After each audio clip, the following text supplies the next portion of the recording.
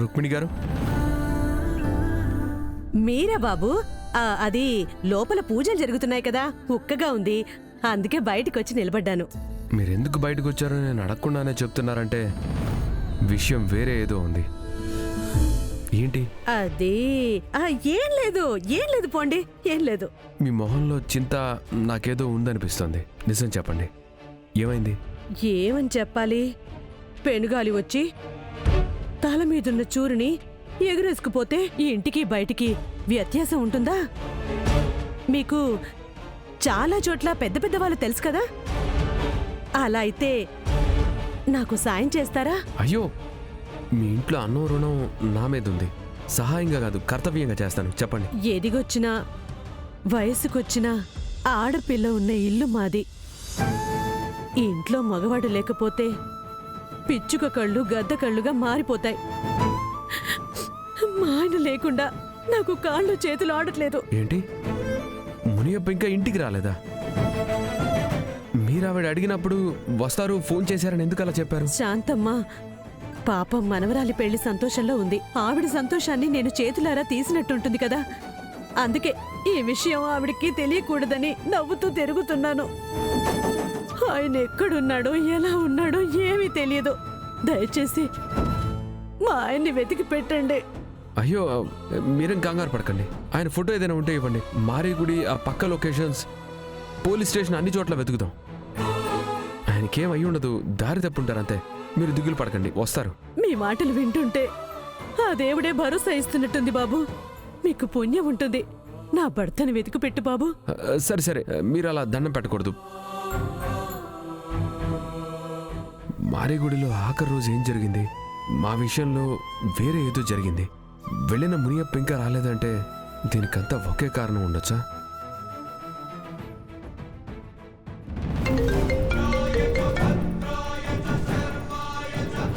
Hello. Bad న్యూస్ని good న్యూస్గా మార్చి మీకోసమే black చేసి పెట్టాను. మీరు అంటే రిలీజ్ చేస్తాను మేడం. మునప్ప దొరికాడా? అయ్యో మేడం, మొహం చూసి జాతకం చెప్పడం చూశాను, కానీ మీరు గోరిస్తే జన్మలన్నీ చెప్పేస్తున్నారు మేడం. మాటలు తగ్గించు, చేతలకి పని పెంచు. ముందు అక్కడేమైందో అది మాత్రమే చెప్పు. మేడం, వాడు నా దగ్గరే ఉన్నాడు.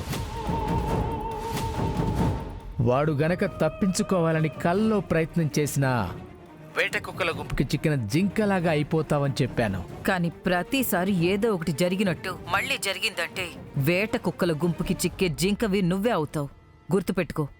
కానీ మేడం, నాకింకొక విషయంలో తల తిరుగుతుంది మేడం. ఏంటో? మీ ఇంటి ముందు పెళ్లి సందడి చాలా బాగా నాకు కనిపించింది. వెళ్ళి చూస్తే నిత్య పెళ్ళని తెలిసింది. నిత్య పెళ్లి మీ ఇంట్లో, అదెలా మేడం? నిత్య మా ఇంటికి పెళ్లి చేసుకుని వస్తోంది. నిత్య మీ ఇంటి కోడలా? అదెలా మేడం? నిత్య మా ఇంటికి పెళ్లి చేసుకుని వస్తుంది, అది మాత్రమే చెప్పాను. కోడలిగా ఒప్పుకున్నావని చెప్పలేదు కదా. కర్ణనిధిల పెళ్లి జరిగింది అంటే అతని కలలకి బంగారం లాంటి విలువ వస్తుంది. వాళ్ళిద్దరూ సంతోషంగా ఉంటారు. కానీ ఇక అతని చేతులతో నిత్య మెడలో తాళి పడితే ఆట ఎలా ఉంటుందో అని ఆలోచించు. 3 గంటల్లో ముగ్గురి బతుకులు 3 ముక్కలు అవ్వబోతున్నాయి. నిధి, నిత్య, కర్ణ ఎవ్వరి బతుకు ప్రశాంతంగా ఉండదు. ఒక్క దెబ్బకి చావడం కన్నా ఇలా బతకనివ్వడం ఇంకా మజాగా ఉంటుంది కదా. ఏంటి మేడం ఇది చక్ర వ్యూహం? నిజంగానే కర్ణ నిత్యని పెళ్లి చేసుకుంటాడా? వాడు చేసుకోడు, నేను జరిపిస్తాను. ఒక తాళిబొట్టు ముగ్గురి కలల్ని నలిపేస్తుంది. పెళ్లి మండపం తీరు కూడా తప్పుతుంది. చూస్తూ ఉండు.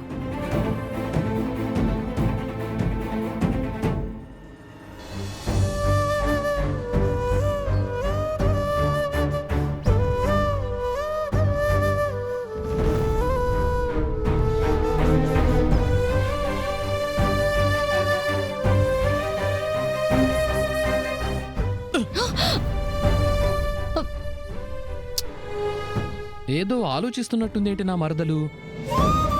ఓ డీప్గా ఎటో వెళ్ళిపోతోంది మనసు.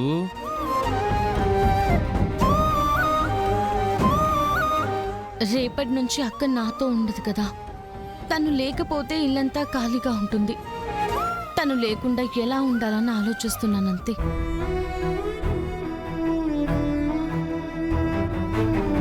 అక్క మీ నుండి వెళ్ళిపోతోందని ఎందుకు ఆలోచించాలి? బావే మనింటికి వస్తున్నాడని ఆలోచించొచ్చు కదా. మీ అక్క ఎక్కువ నీతోనే ఉండేలా నేను చూసుకుంటాను కదా. నన్ను ఇంటల్లుడు అనుకున్నా పర్వాలేదు. మీరందరూ ఒక్కటిగా ఉండేలా చూసుకునే బాధ్యత నాది.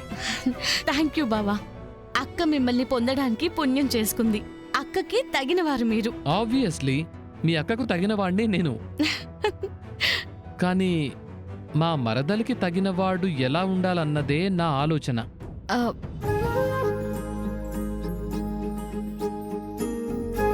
హలో మరదలు గారు, మిమ్మల్ని అడుగుతున్నాను, ఎలా ఉండాలి వరుడు?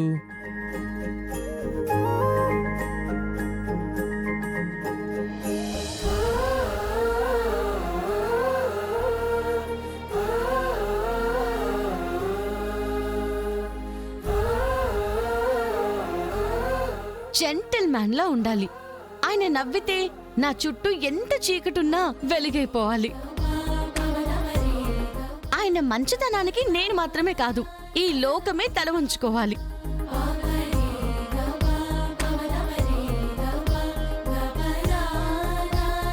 చుట్టూ ఉన్న వాళ్ళు ఎలా ఉన్నా ప్రేమ పంచడమే ముఖ్యమనే మనసు ఉండాలి.